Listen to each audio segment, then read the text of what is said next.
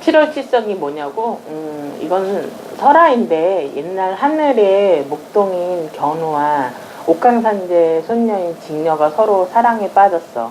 근데 서로 사랑만 하다가 일을 하지 않고 게으름을 피우다 보니 화가 난 옥황선제님이 이 두 사람을 은하수 동쪽과 서쪽으로 갈라놓은 거지. 두 남녀가 너무 애타게 그리워하는 모습을 보니까 까치와 까마귀가 안 됐다 생각이 들어 매년 음력 7월 7일이면 밤에 몰래 옥황상제 몰래 은하수에 올라가는 거야. 그래서 서로 머리를 맞대서 다리를 놓아줬지. 그러니까 두 사람을 만나게 해준 거지. 그래서 까치와 까마귀는 머리가 모두 벗겨져 있고 이날 저녁에 두 사람이 만난 것을 기뻐하는 눈물이 비가 돼서 흐르고 그 다음날 또 헤어져야 하니까 슬퍼서 또 눈물이 비가 되어서 내린대. 근데 우리 가만히 생각해보면 음력 7월 7일 때 보면 비가 좀 평균적으로 좀 많이 와.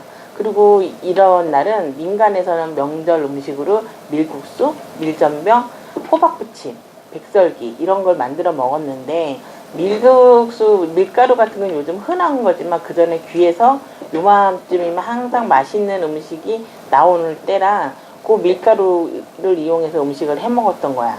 그리고 이제 처녀들은 견우와 직녀 두 별을 보고 절을 하면서 바느질 솜씨가 늘기를 기원을 하고 많은 사람이 이날 밤 견우와 직녀를 소재로 삼아서 시를 짓기도 했지.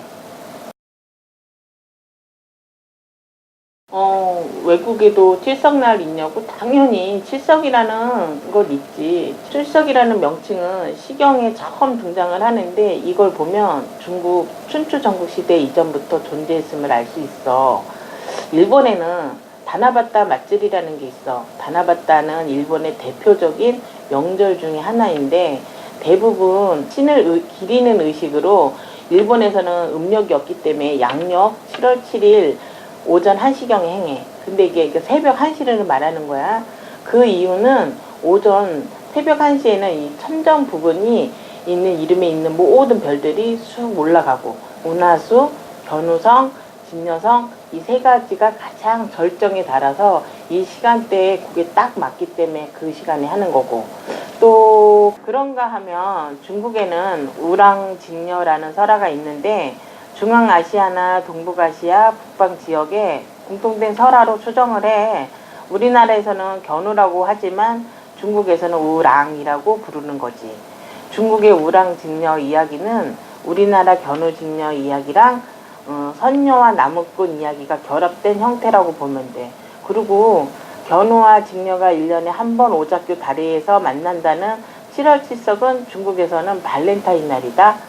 우리나라에서는 그날 7월 칠성은 그냥 견우와 직녀가 만나는 날 정도로만 알고 지내지만 중국에서는 견우 직녀의 애절한 사랑을 기념을 하면서 보내지. 그러기 때문에 이날만 되면 영화나 레스토랑, 꽃집 등 연인들을 위한 이벤트 대목을 노리는 상점이 많다고 하더라고. 그리고 이날에 맞춰서 혼인신고를 또 하는 신혼부부들이 많고 그렇대.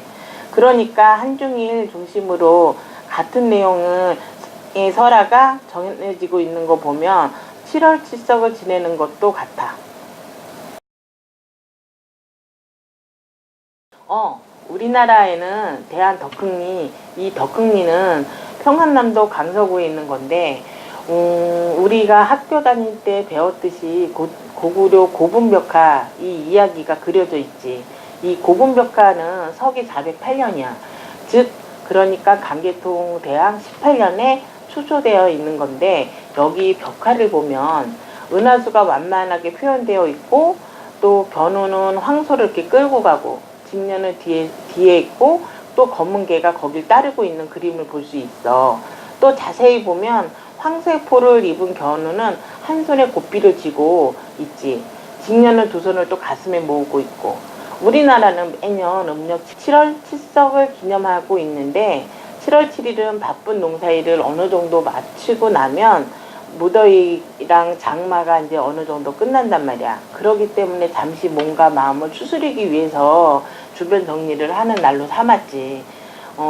이날 날씨가 정말 좋으면 여름 내내 입었던 옷을 빨아서 햇볕에 말리기도 하고, 또 습기가 차서 책들이 요즘 그러니까 햇볕에 말려서 바람에도 쏘이고, 전통적으로 이날 저녁에는 처녀들은 바느질 솜씨가 늘기를 빌었고, 또 소년들은 직녀성과 견우성 제목으로 해서 작시, 그러니까 시를 지었다고 해.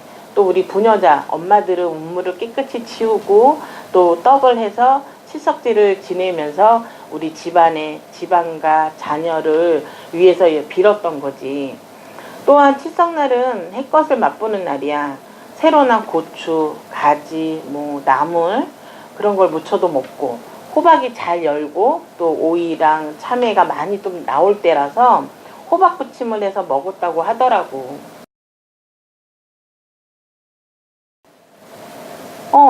당연히 있지. 여기에 얽힌 설화 얘기를 하나 해줄까? 나도 책에서 읽은 건데, 서양에서는 오작교 아래 강물처럼 흐르는 은하수를 영어로 밀키웨이라고 하는데, 그 언어는 라틴어로 비아 락테아래. 근데 비아 락테아는 하늘의 신 제우스가 사는 궁전을 이르는 길이고, 반짝거리는 길 양쪽에는 여러 신들이 사는 크고 작은 궁전들이 즐비하고 있대. 근데 이 모든 신의 우두머리 제우스가 어느 날 어떤 여인네를 만났네? 유부녀. 그 여자 이름은 아크베네래. 근데 그 미모에 빠져 있는데 아내 모르게 사랑을 한 거지. 근데 그 아내인 헤라가 이제 나중에 알고 이제 화가 나겠지. 근데 어느 날 또 한 번 주무시더니 아기를 또 낳으셔서 오셨네. 그래서 이 아기를 안고서 들어오니 이 축복받지 못한 이 아이가 바로 헤라클레스라는 거지. 그리고 헤라클레스를 안고 들어오는 이 우리 와이프, 즉 헤라, 질투의 화신 아니야. 이 질투의 화신이 그거 보고 좋을 리가 있겠어? 그래서 헤라는 아기를 죽이려고 마음을 먹고 그 어린 애기 요람에 독사 2마리를 넣었는데 너 여기 좀 웃겨. 태어난 지 8회밖에 안 된 이 애기가 헤라클레스가 양손에 그 독사를 1마리씩 잡아서 목을 비틀어 죽였다는 거야. 그래서 어쩔 수 없이 헤라는 아기 헤라클레스를 그냥 걷어들이고 이제 마음을 먹고 키워주기로 한 거지. 근데 젖을 물렸어. 근데 얼마나 세게 젖을 빨았는지 헤라 이 왼쪽 젖가슴에서 뿜어져 나온 것이 나와서 멈춰지지 않아서 강을 이루었대. 그게 은하수가 됐다는 거야. 헤라의 젖이 강물이 되어서 흐르게 돼서 아까 말한 비아 락테아 그거래. 그러니 그 중에서 남쪽 하늘 사자 별자리랑 저울 별자리에서 둘러싸인 아스트리아라는 별은 순진무관 처녀자라고도 해.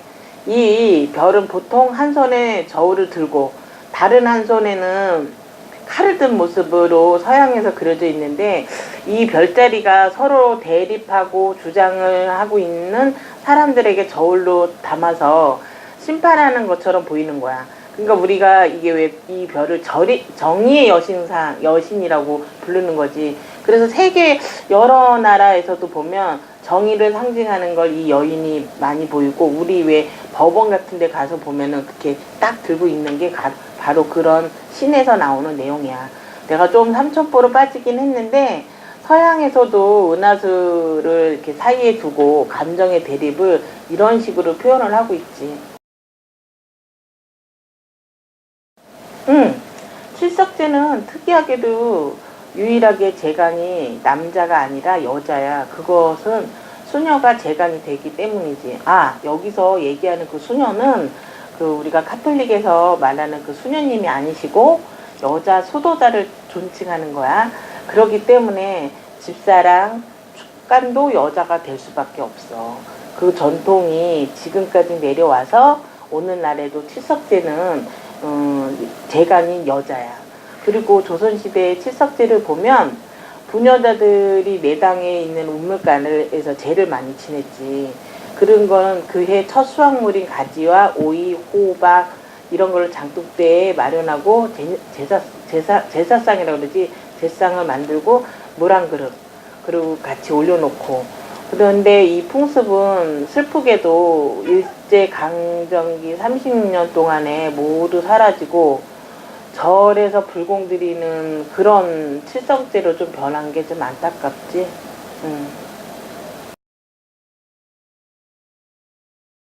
당연히 있지. 칠석제가 하늘의 무사 안녕을 비는 제사잖아. 근데 우리 무속인들도 전통적으로 하늘에 무사 안녕을 비는 제를 많이 했는데 그 중에서도 대표적인 게 칠석신앙이잖아. 칠석제에도 이런 바탕으로 굿을 하고 하지. 이게 칠석맞이고, 문헌상으로는 칠석신이라는 거는 불교의 칠석열의 불, 도교의 칠석신이랑 혼합된 것으로 생각하면 돼. 근데 우리 민족한테 있어서 이것보다 더 원초적이고 보편적인 신으로 보면 되고, 주부들이 정화수를 떠놓고 칠성님께 이렇게 기원한 거, 무당들이 칠성굿을 통해서 칠성신을 섬기는 굿을 했던 것으로 일찍부터 민간에서 전해져 온 신앙 현상이라고 보면 돼. 또 일찍부터 도교와 혼합된 중국의 불교는 도교의 칠성 성궁, 칠성 열애불이라고 해. 근데 북설 잠깐만 막 열이 올라요. 북설 북두 칠성 연명경은 이런 배경 속에서 형성된 불경이지. 이건 이미 고려 때 우리나라에 유입된 것으로 봐서 이때 칠성 신화도 꽤 널리 유포되고 있었을 거라고 보면 되고, 나는 그렇게 생각해. 그래서 충북 지역에서는 칠성신, 즉 북두 칠성이 가문의 번영과 만사협통, 그 다음에 풍년을 가져오는 신으로 믿고 있어. 그런가 하면 제주, 그러니까 제사를 지내는 주인은 그 집안의 주부, 보통 할머니, 대빵이잖아. 할머니가 맡고 있고, 일반적으로 칠성을 모시는 장소는 뒤뜰 장독대인 경우가 많고, 제사는 7월 칠성 밤에 지내. 이때 무당을 불러서 굿도 하곤 했어. 내가 칠성 신화에 얽힌 재미난 얘기를 하나 해줄까? 인간은 칠성님의 기운을 받아서 세상에 태어났다고 해. 그래서 사람들의 얼굴에는 7개의 구멍이 있는 거지. 사람은 얼굴을 보면 두 눈, 두 귀, 콧구멍 2개, 그다음 입 하나, 이렇게 해서 7개를 칠성이라고 해. 사람이 죽으면 칠석판에 누워간다고 하잖아. 우리가 결혼을 할 때도 신랑 신부가 가장 먼저 초례라는 거를 하는데, 이것도 하늘에 계신 칠성님께 제일 먼저 드리는 인사라고 뜻해. 또 역대 임금들이 하는 초례도 칠성님께 드리는 인사지. 사설이지만 우리 민족에는 역사적인 인물들을 보면 칠성의 기운을 타고난 인물들이 있대. 그 중에서도 누굴 말하냐면 김유신 장군, 그 다음에 강가차 장군, 그리고 안중근 의사 등이 있어. 안중근 의사는 가슴에 7개 점이 있어. 칠성님이 응했다고 해서 어려서 응칠이라고 불렀대. 그리고 그런가 하면은 우리 12세기에 이미 칠성이 무신으로 등장하고 있던 사실은 이규보의 동국 이상국집, 지난번에도 말씀드렸던 노무편의 시문에서 찾아볼 수 있지. 신라 김유신은 치료의 정기를 타고났으므로 등에 칠성의 무늬가 있고 또 기이한 일이 많았다라는 기록이 있어. 무속신앙에서 북두칠성은 인간의 기륭하복을 다 관장하는 신으로 여기고 있어. 우리 무속인들은 7월 칠성날 밤에 뒤뜰 장독대에 상을 차려. 거기에 백설기, 시루, 그 다음에 물 정한수, 백미 한 사발을 올리고 또 촛불을 켜고, 그래서 먼저 동서남북 사방으로 절을 한 다음에 칠성님 전에 제갓집 식구들이 아무 탈 없이 편안하게 해달라고 수명장수 등 축원을 하지. 그 다음에 그 식구마다 각자의 소지를 올려줘. 그래서 잘 타서 위로 올라가면 아무 탈이 없는 것으로 점사를 내지. 민간인들에게는 이제 없어진 행사지만 무속신앙에선 지금도 칠성맞이를 하고 있어. 우리 엄마들이 예전에는 했던 모습들이 지금은 볼 수가 없어서 참 안타깝고, 난 개인적으로 그리워. 그래서 어때? 칠성맞이를 좀 해야 되겠지?